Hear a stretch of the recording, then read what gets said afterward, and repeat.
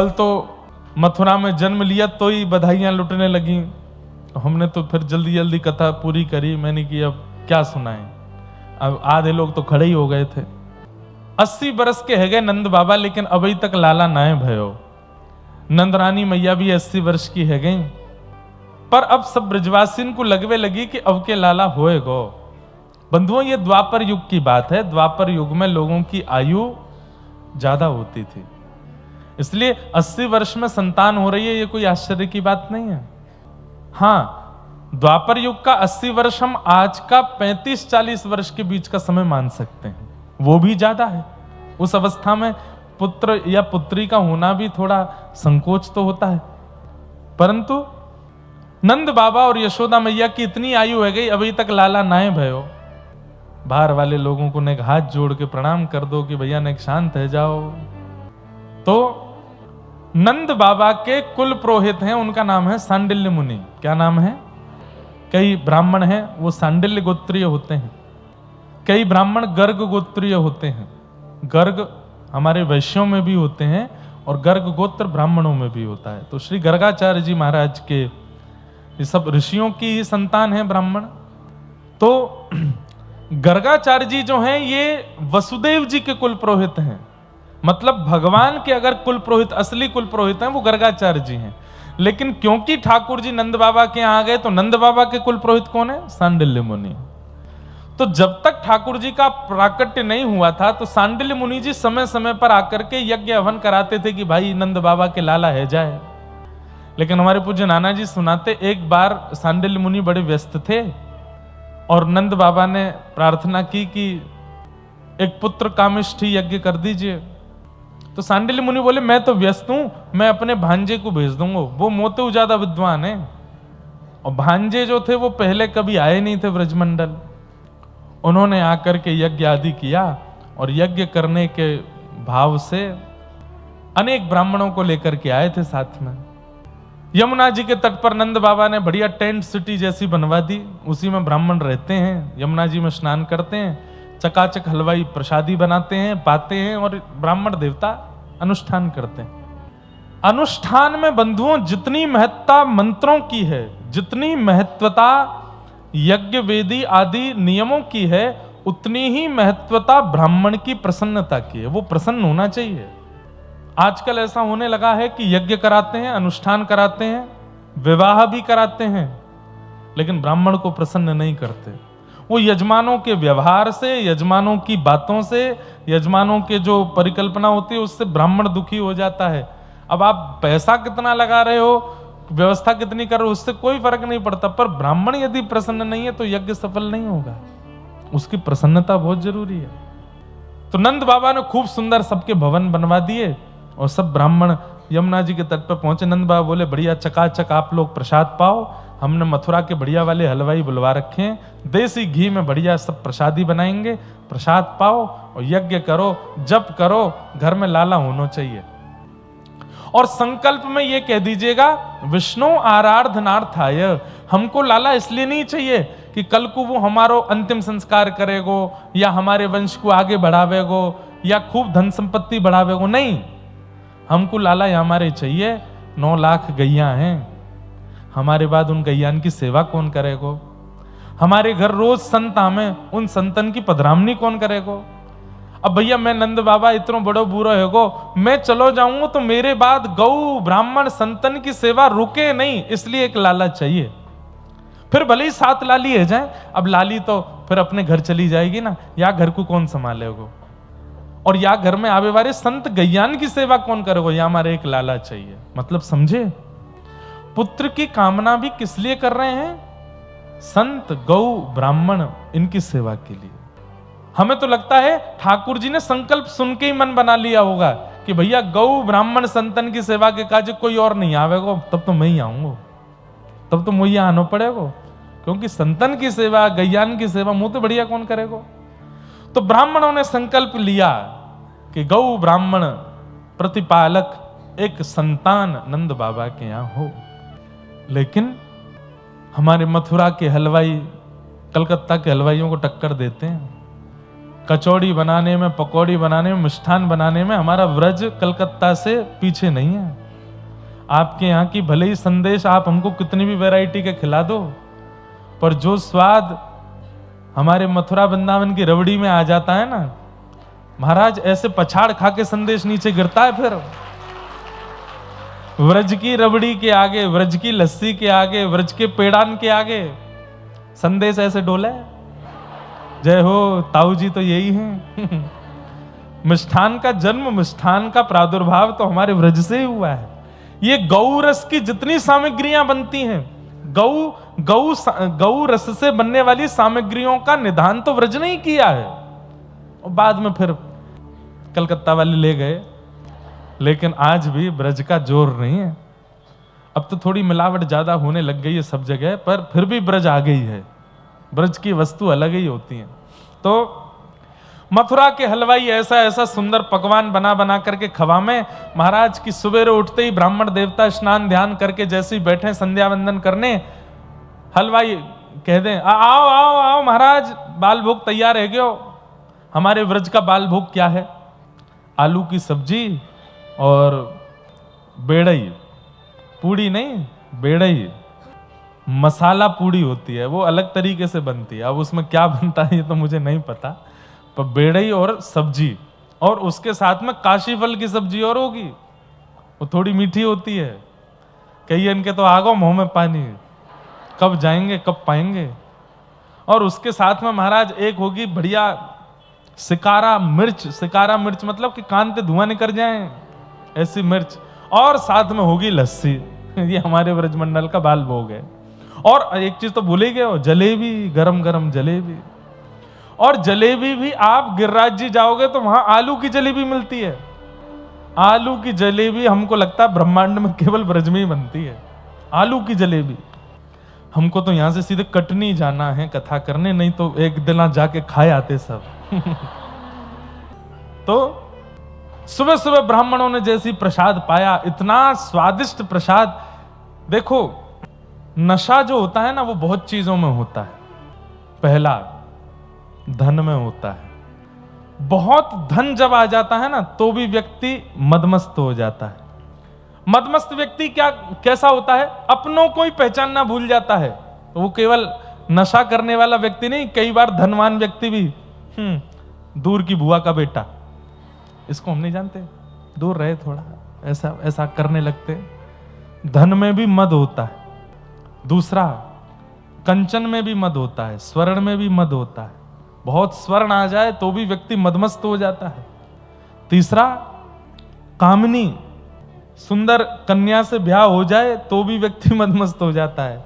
वो अपने चाचा ताऊ के बच्चों को फिर कुछ समझता ही नहीं है। फिर देखी भाभी देखी, तो उसमें भी मद आ जाता है। और चौथा, अन्न, पेट भर के चकाचक भोजन कर ले व्यक्ति तो भी वो मदमस्त हो जाता है, तो भी उसको थोड़ा नशा सा हो जाता है, जब भाई बिस्तर दो सोना है हमको। तो ऐसे ही भजन में भी मद होता है। भजन करने के बाद भी व्यक्ति मद में आ जाता है। इसलिए हमारे जो गोपी गीत है ना, गोपी गीत को कनक मंजरी छंद में गाया गोपियों ने। कनक मंजरी छंद का मतलब क्या है? कनक कहते हैं स्वर्ण को, और स्वर्णों का भी जो अधिपति है उस छंद में गाया। मतलब उसको सुनते ही, उसको गाते ही मदमस्त हो गई गोपियां। मतलब भक्ति में भी मद होता है, नशा जैसा होता है। तो ब्राह्मण इतना भोजन कर लेते कि महाराज अनुष्ठान प्रारंभ ही नहीं होता, उससे पहले ब्राह्मण कहते न एक देर सो लो भैया, फिर बाद में करेंगे। सब ब्राह्मण सो गए। जब उठते स्नान करके जैसे ही बैठते अनुष्ठान में, हलवाई नारा लगाते, बोले दोपहर का भोजन तैयार है जल्दी पालो। बोले अभी अभी तो बाल भोग किया। बोले अब दोपहर का भी बन गया, पाओ। कचौड़ी आदि पा करके ब्राह्मण देवता फिर बिल्कुल मदमस्त हो जाते। बोलते अब भैया ने एक देर और सो लो, रात में करेंगे अनुष्ठान। फिर सो करके स्नान ध्यान करके जैसे ही बैठते, हलवाई फिर बोलते, बोले रात का कलेऊ ब्यारू तैयार है। 5-6 दिन निकल गए, ब्राह्मणों का अनुष्ठान शुरू ही नहीं हुआ, केवल पा रहे हैं और सो रहे हैं, पा रहे हैं और सो रहे हैं। और नंद बाबा को लग रही है कि ब्राह्मण अनुष्ठान कर रहे हैं, लाला आ जाएगा। हमारे नाना जी कहते 5 दिन तक अनुष्ठान शुरू नहीं हुआ, पर 5वां दिन प्रसाद पा करके और व्यवस्था से प्रसन्न होकर के ब्राह्मण बार बार कहते, हे विधाता, अनुष्ठान तो अभी शुरू है नहीं पायो, लेकिन यहाँ नंद बाबा ने हम ब्राह्मणन को इतनो सम्मान कियो, इतनो सत्कार कियो है, अब चाहे कोई बालक दियो और बालक ना दे सके तो तू खुद आ जाइयो, लेकिन या को लाला बन के जरूर आइयो, यानी हमको इतनो प्रसन्न कर दियो है। हमारे पूज्य नाना जी कहते, बोले लाला तू एक बार सोच, बड़ी लॉजिकल बात है। मैंने क्या? ठाकुर जी जन्मे देवकी के यहां, और देवकी के यहां जन्म लेते ही ठाकुर जी कंस को वध कर देते। कंस को वध करने के बाद में और फिर अपनी आगे की लीला मथुरा में भी ठाकुर जी कर सकते थे, मथुरा भी ब्रज ही है। जो ठाकुर जी ने वृंदावन में कियो, मथुरा में देवकी और वसुदेव को कारागृह से निकाल करके कंस का वध करवा करके वहां भी ठाकुर जी लीला संवादित कर सकते थे मथुरा की गोपियों के संग।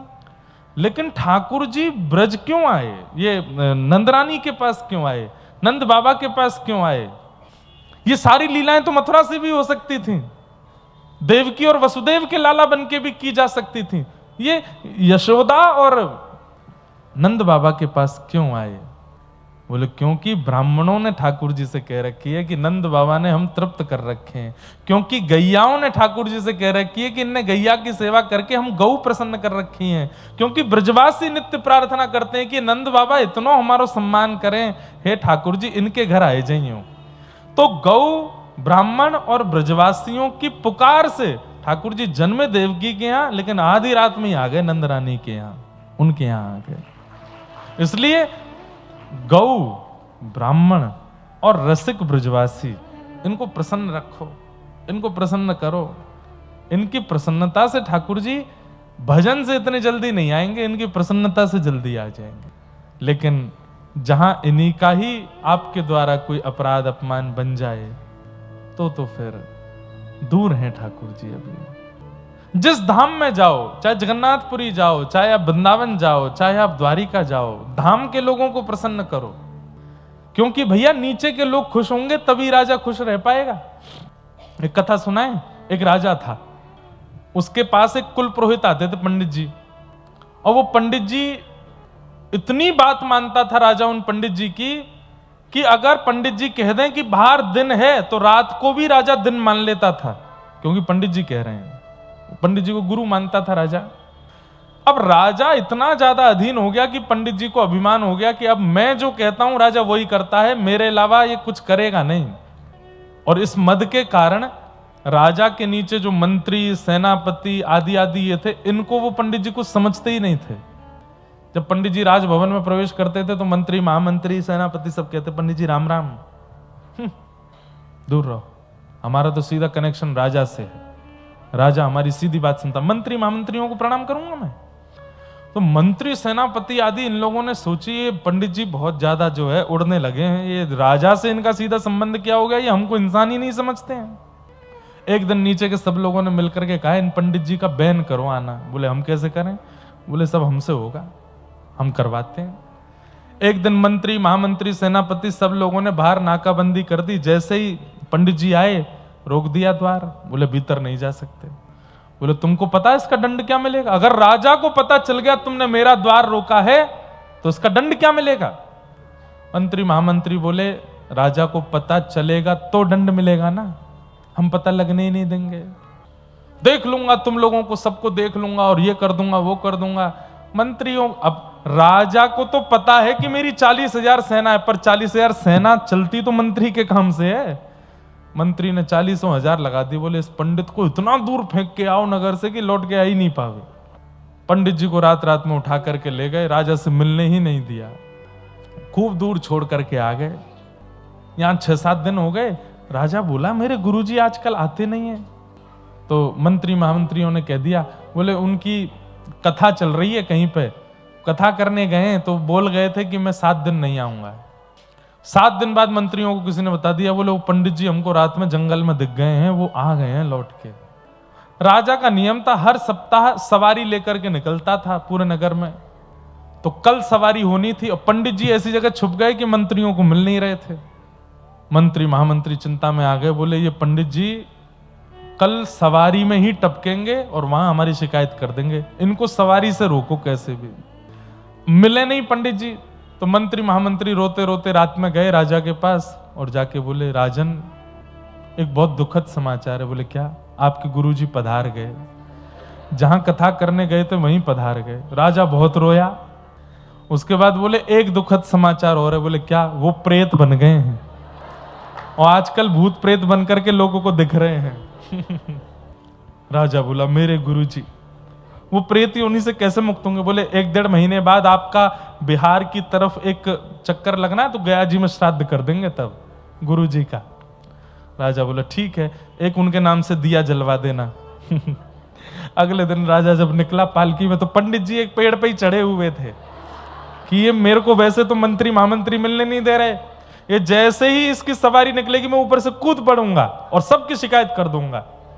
मंत्रियों ने पहले ही राजा को बोल दिया था कि वो प्रेत बने घूम रहे हैं। राजा निकला, आज बहुत दुखी था, पता चल गया था कि पंडित जी के परिवार बेचारे पंडित जी पधार गए। जैसे ही राजा निकला, आगे एक पेड़ था, उस पेड़ की डाल पर पंडित जी बैठे थे और जैसे ही राजा की सवारी नीचे पड़ी, ऊपर से पंडित जी चिल्लाए, राजन, अरे मेरे शिष्य देखो मैं यहां बैठा हूं, तुम्हारे मंत्री महामंत्री सेनापति इन सब लोगों ने देखो मेरे साथ क्या किया। राजा ने जैसे ही ऊपर देखा, अरे मंत्री जी हनुमान चालीसा पढ़ो, देखो गुरुजी का भूत दिख रहा है, गुरुजी का प्रेत दिख रहा है, जल्दी जल्दी भगाओ यहां से। अब पंडित जी चिल्लाते रह गए, लेकिन मंत्री महामंत्रियों ने उनसे मिलने ही नहीं दिया। क्या समझ में आई बात? सीधा संबंध बिहारी जी से है, सीधा संबंध राधा रमन जी से है, सीधा संबंध जगन्नाथ जी से है, पर नीचे के सब धामवासी पंडा पुजारी दुखी कर रखे हैं। तो ये एक दिन आएगा मिलने नहीं देंगे उनसे आपको, भले ही आपका सीधा संबंध क्यों ना हो। इसलिए ब्राह्मणों को, संतों को, गौ को और धामवासियों को प्रसन्न रखा कीजिए, उनकी प्रसन्नता आवश्यक है। यदि वो प्रसन्न नहीं हुए तो भले ही आप कितना भी भजन करके सीधा कनेक्शन रखते हो ठाकुर जी से, वो मिलने नहीं देंगे ठाकुर जी के। इसलिए ठाकुर जी से ज्यादा प्रसन्नता उनके अनुचरों की करने का प्रयास करो। और ठाकुर जी के अनुचर कौन है? संत हैं, ब्राह्मण हैं, गौ है, धाम है। उन्हीं ब्राह्मणों की प्रसन्नता से श्री ठाकुर जी भले ही जन्मे देवकी के यहां, लेकिन आधी रात ही आ गए कहां? नंदरानी यशोदा के यहां। और जैसे ही प्रातः काल का समय हुआ, हवा की तरह बात फैल गई ब्रजमंडल में कि है गयो। बोले कौन भयो? बोले नंदरानी के लाला भयो है, हमारे नंद बाबा के लाला भयो है। जैसे ही ये खबर सुनी पूरे ब्रजमंडल में महाराज सब नाच रहे हैं, सब गा रहे हैं, अवाद्यंत विचित्राणी वादित्राणी महोत्सवे। आहा, कृष्णे विश्वेश्वरे नंते नंदस्य ब्रजमागत। पूरे ब्रजमंडल में ऐसे हवा की तरह बात फैल गई है। अब तो ब्रजवासी जा रहे हैं दूर दूर से, महाराज सब दर्शन करने के लिए जा रहे हैं। हम कथा में पिछली में सुना चुके हैं, 1-2 में वृषभानु जी टीका लेकर के आ गए। टीका समझते हैं, जिसको आजकल कहीं कहीं रोका भी बोलते हैं। 2 दिना के लाला को रोका कर दियो भानु बाबा ने, और महाराज टीको करके गले में हार पहना करके, पामन में जूती पहना करके वृषभानु बाबा ने बलैया ले ली, जय हो हमारे जमाई राजा। जैसे ही भानु बाबा बाहर निकले, सब ब्रजवासी चिल्लाने लगे, बोल वृषभानु के जमाई की। नंद के लाला अब भानु बाबा के जमाई भी हो गए। एकमात्र ब्रह्मांड में पहले ऐसे जन्मे ठाकुर जी हैं जिनका 2 दिन में ही टीका हो गया, 2 दिन में ही। और एक और बड़े आश्चर्य की बात, क्या टीका तो हुआ लेकिन बहू का जन्म ही नहीं हुआ अभी तक। 1 साल बाद किशोरी जी प्रगटी हैं भानु बाबा के यहाँ। सब ब्रजवासी आनंद कर रहे हैं।